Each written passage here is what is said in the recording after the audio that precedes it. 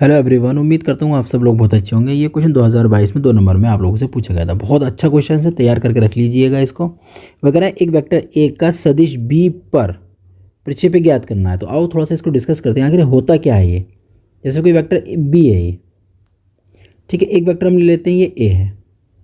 अब होता क्या है, इसके ऊपर ना थोड़ी सी लाइट वगैरह अगर हम डाल दें, कोई लाइट वगैरह इसके ऊपर हम शो कर देते हैं इस तरीके से, ये गिरा दें इसके ऊपर लाइट, तो इसकी जो इमेज है ना वो यहाँ पर बन जाएगी।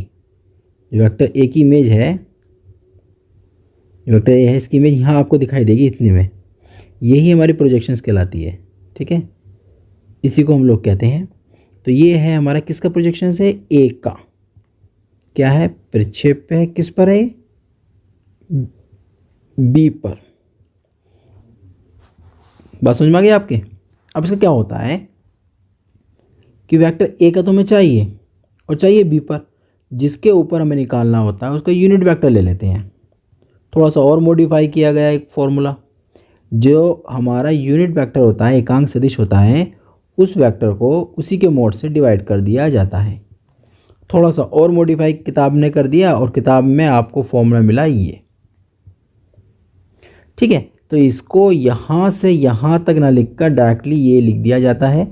आप परेशान ना होइए, रिजल्ट यही होता है कि जिसका प्रोजेक्शन है वो वेक्टर लिया जाएगा, जिस पर गिराया जाता है, ये जिस पर डाला जाता है उसका हम एकांक सदिश लेते हैं, बस। चलिए अपने क्वेश्चन को करते हैं डिस्कस।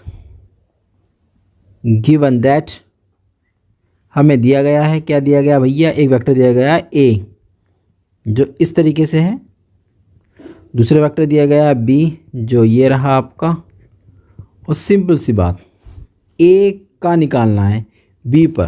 तो बस एक बात लिख दीजिए एक लाइन में, वेक्टर ए का बी पर प्रक्षेप बराबर, यहाँ से चाहे यहाँ तक लिख दो, मैंने आपको समझा दिया है भैया। डायरेक्टली चाहे इसे लिख दो, चाहे इसके फॉर्मूला जहाँ से बनाया गया है यहाँ से इसको लिख दो, आपकी मर्ज़ी। कुछ नहीं करना, ए का वैल्यू पुट करो, ए की value 2i + 3j, 2i + 3j plus का 2k डॉट, बी की वैल्यू देखो, बी की वैल्यू i + 2j और प्लस k, नीचे ही i + 2j प्लस k आ जाएगा। अब यहाँ मल्टीप्लिकेशंस करिए, i वाले की i वाले से करेंगे तो 2, j वाले कोफिशिएंट की j वाले कोफिशिएंट करेंगे तो प्लस का 6, और k वाले करेंगे k वाले से प्लस का 2, ओवर स्क्वायर रूट 1 + 2 करेंगे तो 4 बन जाएगा प्लस 1। तो रिजल्ट आ जाएगा ऊपर 10 और नीचे आ गया 6। उम्मीद करता हूँ आपकी समझ में क्वेश्चन आ गया होगा। हम लोग मिलते हैं एक नए क्वेश्चन के साथ।